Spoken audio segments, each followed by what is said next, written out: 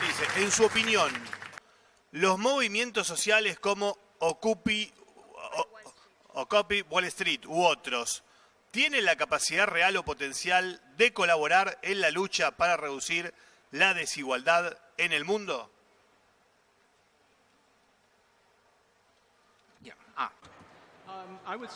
Yo diría que sí, que de hecho,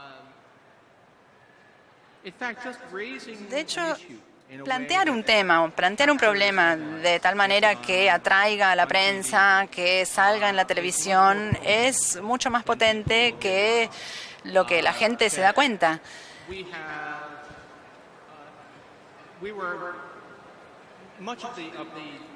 Gran parte del debate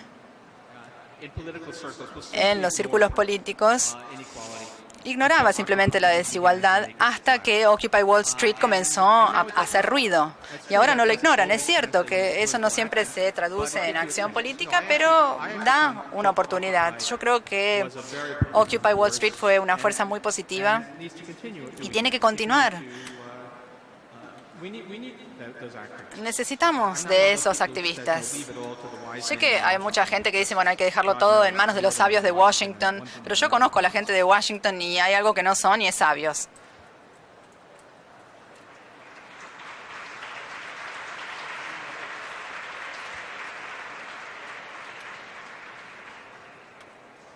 Esta pregunta la hace el intendente de Berazategui, Patricio Musi. Le pregunta al profesor Krugman qué piensa del embate de los fondos buitre contra la Argentina y si esto influye en el nivel de inflación que tiene nuestro país.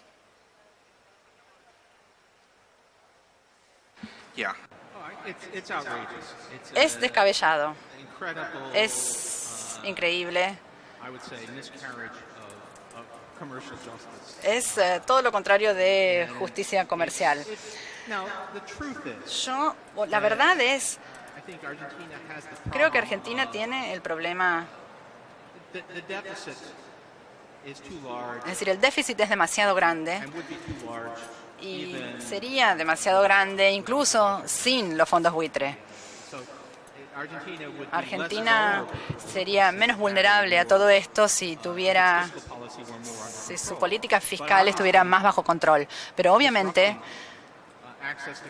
perturbar el acceso al capital, golpear a los mercados monetarios no ayuda. Les da menos tiempo a ustedes de hacer ajustes, de acomodarse. Sí, los fondos buitres, es cierto. Ellos compraron deuda a un precio mínimo y después hacer un juicio sin ninguna validez razonable es una locura y no debería pasar, aunque no sé qué hacer al respecto. Otra pregunta. ¿Es posible aplicar políticas ortodoxas sin afectar a la justicia social?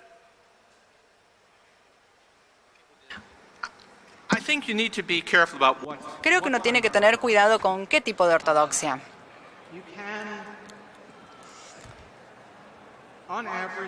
En promedio, los gobiernos, incluso los gobiernos que se preocupan mucho por la justicia social, tienen que abrirse el camino. Entonces, en definitiva, uno tiene que poder recaudar suficientes fondos públicos para financiar el progreso social. Uno tiene que poder financiar su presupuesto sin monetizar. Hay momentos en los que está bien emitir moneda, pero uno no debería depender de eso. Entonces, en ese sentido, uno necesita la ortodoxia, pero uno puede hacer estas cosas. Una cosa que hemos aprendido... A ver, le voy a dar una respuesta un poquito más larga. En los países avanzados, lo que hemos aprendido, si uno está dispuesto a prestar atención, es que mientras que sí, los gobiernos necesitan pagar por sus programas sociales, lo pueden hacer. Tenemos economías que son capaces de recaudar 40 o 50% de su PIB en ingresos públicos y siguen funcionando bien. Si uno creyera en el dogma conservador, creería que uno podría hacer crecer pasto en las calles de Copenhague, o que Copenhague se parecería a Berlín en la Segunda Guerra Mundial. No, estos países siguieron siendo muy prósperos, muy buenos lugares donde vivir, siendo al mismo tiempo pagando responsablemente sus programas sociales.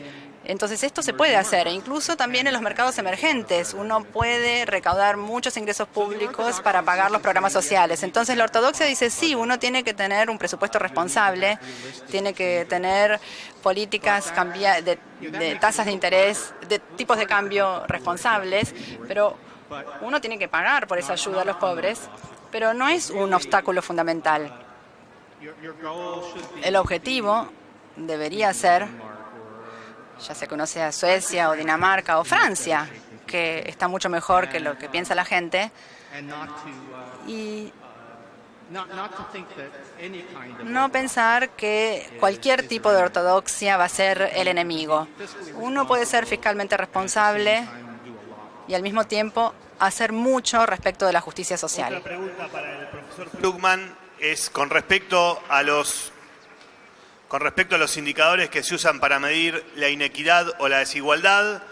Si son útiles los indicadores que se usan desde hace un tiempo, por ejemplo el coeficiente de Gini, o sería mejor evolucionar hacia otros indicadores diferentes, y además si estos indicadores que son universalmente usados se ajustan a la diferente situación nacional que tiene cada país.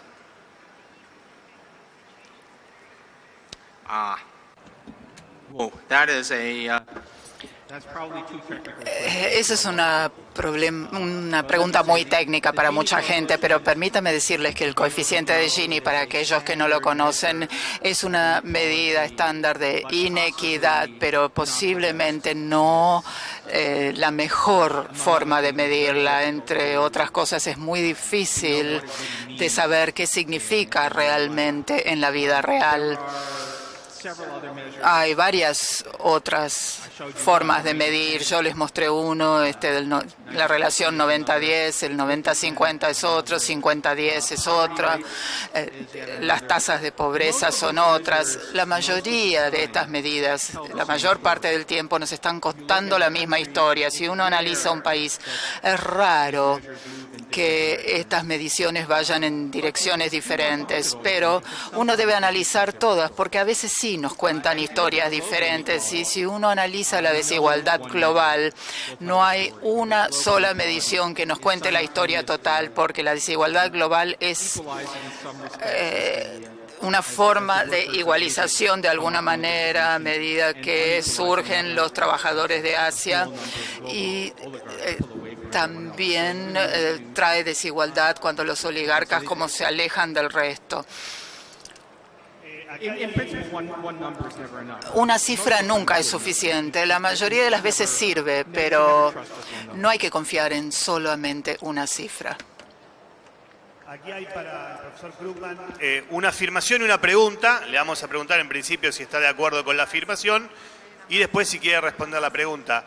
La afirmación es que para el objetivo de la mejor distribución del ingreso, las empresas privadas terminan siendo una resistencia clave, a veces.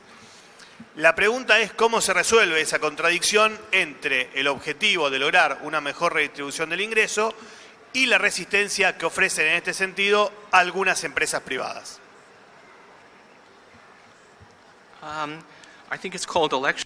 Creo que se llama elecciones eso. Uno vota por la gente que hará eso. Y los ricos y las empresas nunca quieren pagar impuestos, no les gusta, pero uno puede votar sí, cobrarles impuestos y usarlos para buenos fines. Esta fue la última pregunta. Agradecemos al profesor Paul Krugman y a las autoridades.